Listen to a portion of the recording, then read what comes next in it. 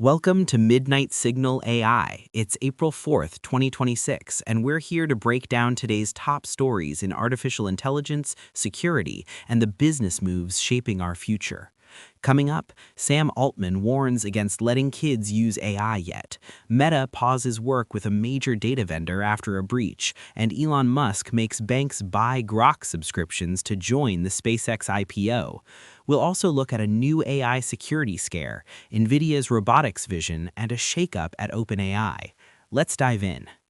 Our lead story is all over the headlines today.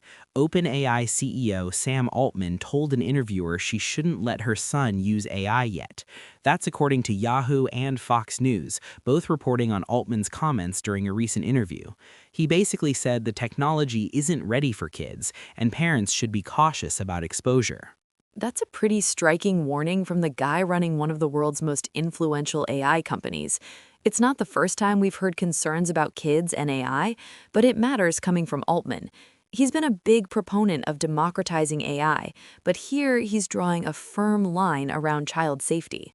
Exactly. The context here is important. There's been a surge in kids using generative AI tools for everything from homework to entertainment, but the risks like misinformation, privacy issues, and exposure to inappropriate content are still largely unsolved. Right, and it's not just about content. AI models can reinforce biases, be manipulated, or leak data. It's a call for the industry to slow down and set real guardrails, especially with younger users.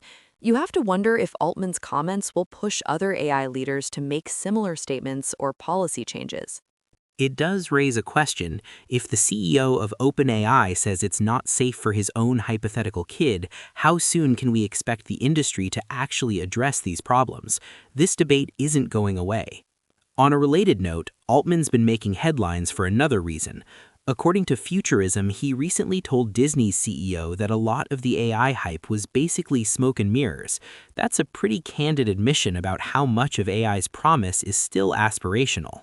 It's refreshing, honestly. The public narrative around AI has been so breathless, but if even Altman is saying some of the magic is, let's say, theatrical, it's a reminder to stay skeptical. Not every demo translates to real-world value, especially at scale. Yeah, and it ties back to the whole question of trust.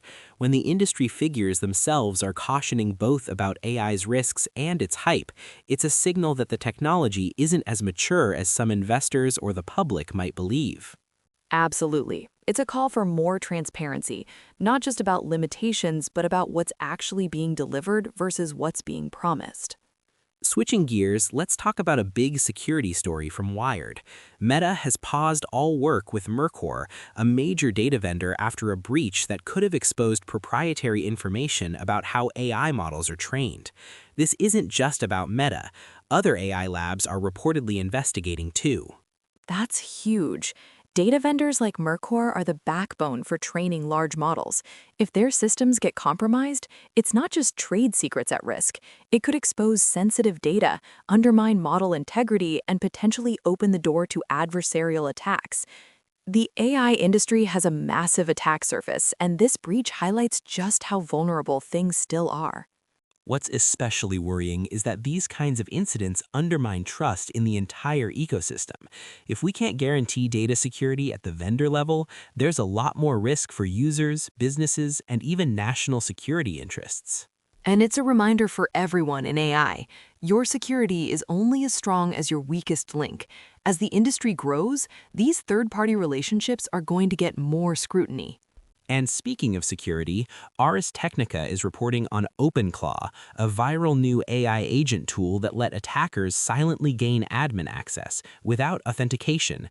This is the kind of exploit that keeps security professionals up at night. No kidding. Agentic AI systems are supposed to be more autonomous, but that means new, sometimes unexpected attack vectors. If an attacker can slip in undetected and get admin rights, they can do just about anything, from data theft to sabotage. It's a wake-up call for any organization experimenting with agent-based AI. And it underscores the importance of not just building powerful AI tools, but also making sure their security is bulletproof from the start.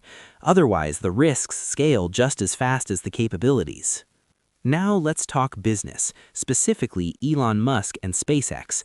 Ars Technica, Reuters, and multiple outlets are all reporting that Musk is requiring banks working on the SpaceX IPO to buy subscriptions to his Grok AI platform.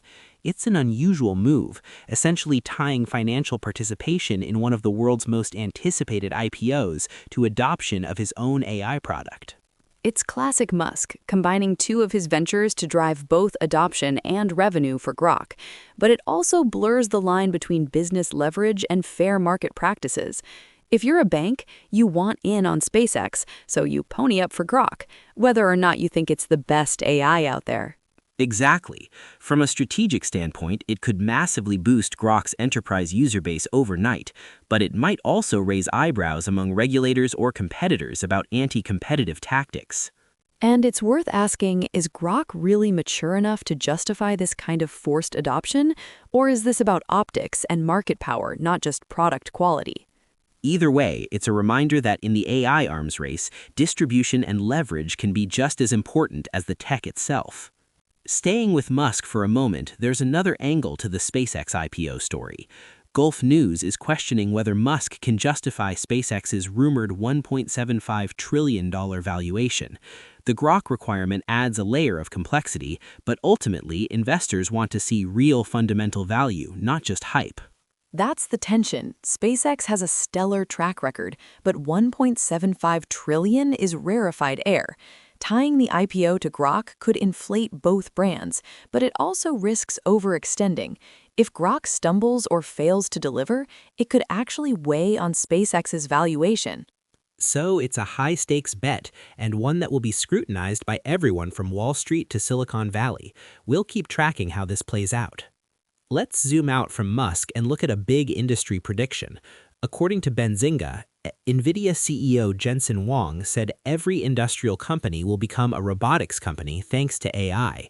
Nvidia has been pushing hard into robotics, not just GPUs, and Huang's vision is that AI will transform manufacturing, logistics, and more. It's a bold statement, but not outlandish. We're already seeing robotics platforms getting easier to deploy, and with AI, the barrier to entry for automation keeps dropping. Nvidia's hardware and software stack is basically becoming the backbone of this next wave. If Huang is right, the distinction between traditional and robotics companies could blur entirely over the next decade. The implications are huge, not just for jobs, but for competitiveness and even geopolitics. If every industrial company has to be an AI-first robotics company to stay relevant, the pace of change could accelerate in ways we haven't seen before. On the leadership front, Wired reports that OpenAI's Fiji CEO is taking medical leave amid what looks like a broader executive shakeup.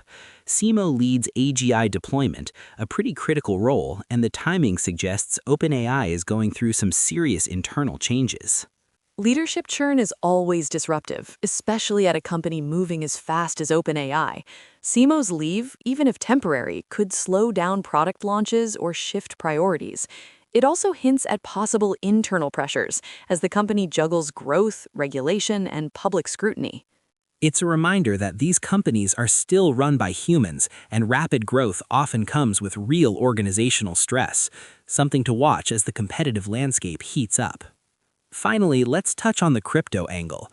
BlockchainReporter picked up on Nvidia's Jensen Huang endorsing Decentralized AI. That's led to a lot of hype about which crypto projects might benefit. Names like Pepe, Tau, and Render are popping up. It's a classic case of AI and crypto narratives colliding. Decentralized AI is a hot topic because it promises more privacy, less central control, and potentially better resilience. But there's a lot of vaporware in the space, so investors need to be extra cautious. Jensen Huang's endorsement gives it credibility, but it's still early days for these projects.